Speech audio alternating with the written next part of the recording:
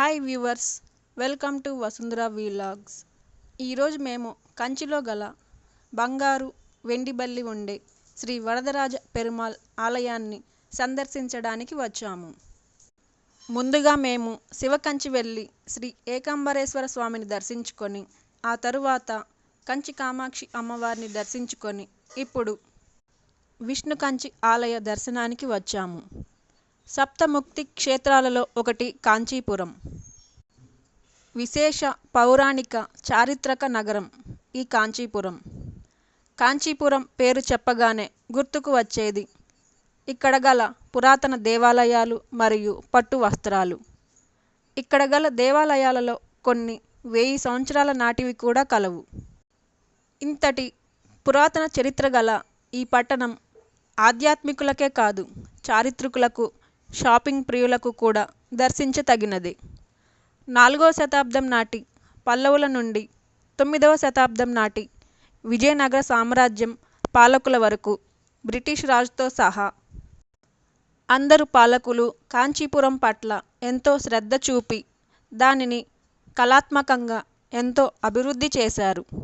ఇక్కడ గల స్థానికులు ఆ సంస్కృతిని ఎప్పటికప్పుడు నిలుపుకుంటూ కాంచీపురానికి ఒక ప్రసిద్ధ నగరంగా కూడా పేరు తెచ్చారు. ఆధ్యాత్మికంగా విశిష్ట అద్వైతం బోధించిన ప్రచారకులు కాంచీపురం పట్టణం నుండి వచ్చిన వారే.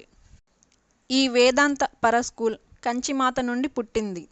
ఇంతేకాక ఇక్కడ అనేక కళాత్మక మంచి శిల్పశైలి గల టెంపుల్స్, ఆహ్లాదకర ప్రకృతి కూడా కంచి పట్టణానికి శోభను తెచ్చాయి.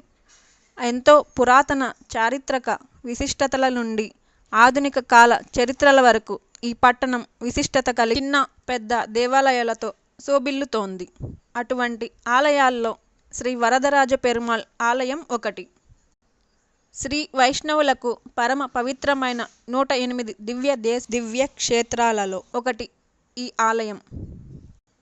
అంతేకాదు శ్రీరంగం, తిరుమల, మేల్కోటిల తర్వాత కంచి శ్రీ వరదరాజ పెరుమాళ్ కోవెల వారికి అత్యంత పవిత్ర దర్శనీయ క్షేత్రం. మరో విశేషం ఏమిటంటే ఈ 108 దివ్య తిరుపతులలో 14 కంచిలోనే ఉండటం. అందులో కొన్ని విష్ణు కంచిలో ఉండగా మరికొన్ని శివకంచిలో ఉన్నాయి. విష్ణు కంచిలో ఉండే శ్రీ వరదరాజ పెరుమాళ్ కోవెల ఎంతో విశేష పౌరాణిక మరియు చారిత్రక నేపథ్యం కలిగి ఉంటుంది.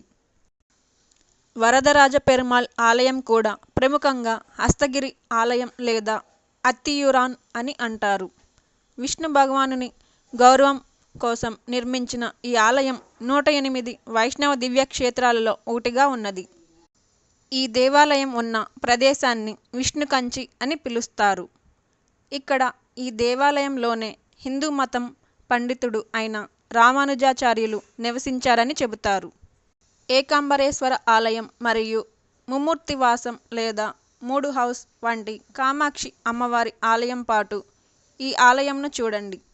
ఈ ఆలయంను పెరుమాళ్ కోయిల్గా సూచిస్తారు మరియు ప్రతి విష్ణు భక్తులు తప్పక సందర్శించాలని భావిస్తారు. కృతయుగంలో విధాత బ్రహ్మ, త్రేతాయుగంలో గజరాజు గజేంద్రుడు, ద్వాపర యుగంలో బృహస్పతి, కలియుగంలో ఆదిశేషుడు, ఆళ్వారులు, శ్రీ రామానుజాచార్యులు, శ్రీ ఆదిశంకరులు మరెందరో మహానుభావులు ఈ స్వామిని సేవించారు అని పురాణాలు పేర్కొంటున్నాయి. స్వామి ఇక్కడ స్వయంభుగా వెలియడం గురించిన కథ సత్యయుగం నాటిదిగా తెలుస్తోంది. సరస్వతీదేవితో ఏర్పడిన వివాదంతో ఆగ్రహించి భూలోకానికి వచ్చిన సృష్టికర్త శ్రీ మహావిష్ణు అనుగ్రహం కోసం అశ్వమేధ యాగం తలపెట్టారు. కాకపోతే యజ్ఞ దీక్షలో సతీ సమేతంగా కూర్చోవాలి. అందుకని శ్రీ గాయత్రీదేవిని సరసన కూర్చోబెట్టుకొని యాగం ఆరంభించారు. ఈ పరిణామానికి ఆగ్రహించిన సరస్వతీదేవి నదీ రూపంలో ఉధృతంగా వేగంతో ప్రవహిస్తూ యజ్ఞవాటికను ముంచివేయబోగా శ్రీహరి అడ్డుగా శయనించి ప్రవాహాన్ని పక్కకు మళ్లించారు. అలా శయనించిన ప్రదేశంలో మరో దివ్య దేశం ఉండే విన్నసైద పెరుమాళ్ కొలువైన తిరువెక్క ఈ ఆలయానికి దగ్గరలోనే ఉంటుంది. విధాత యాగాన్ని నిర్విఘ్నంగా పూర్తి చేసుకున్న తరువాత శ్రీమన్నారాయణుడు దర్శనమిచ్చి ఆలుమగల మధ్య వివాదాలు సహజమని తెలిపి సృష్టికర్తను చదువుల తల్లిని కలిపారు. అంతటా పద్మాసనుడు దేవతలు మునులు స్వామిని ఇక్కడే స్థిర నివాసం ఏర్పరచుకోమని ప్రార్థించారు. అలా స్వామి ఇక్కడ కొలువు తీరారు. సుమారు 25 ఎకరాల స్థలంలో ఉండే ఈ ఆలయాన్ని తొలుత కంచిని పాలించిన పల్లవరాజు 2వ నందివర్మ క్రీస్తు శకం 8వ శతాబ్దంలో నిర్మించినట్లుగా తెలుస్తోంది.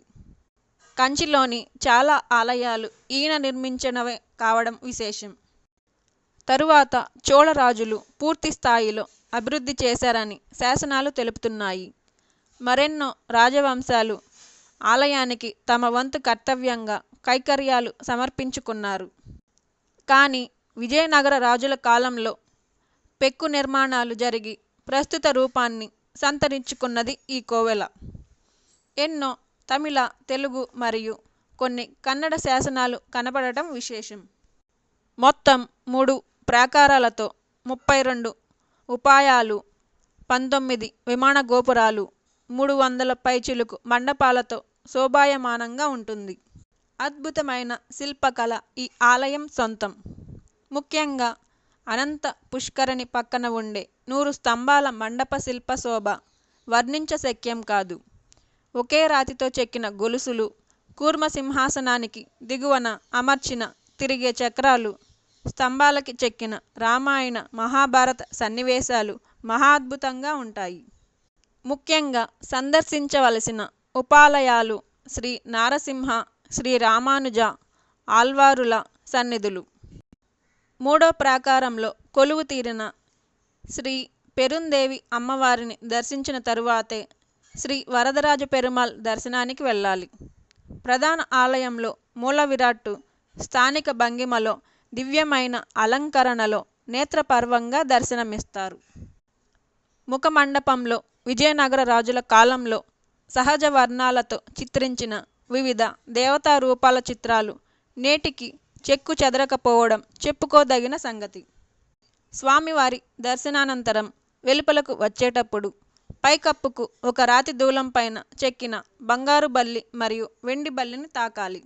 దీనికి సంబంధించిన పురాణ గాథ ఏమిటంటే, గౌతమ మహర్షి వద్ద 2 శిష్యులు ఉండేవారు.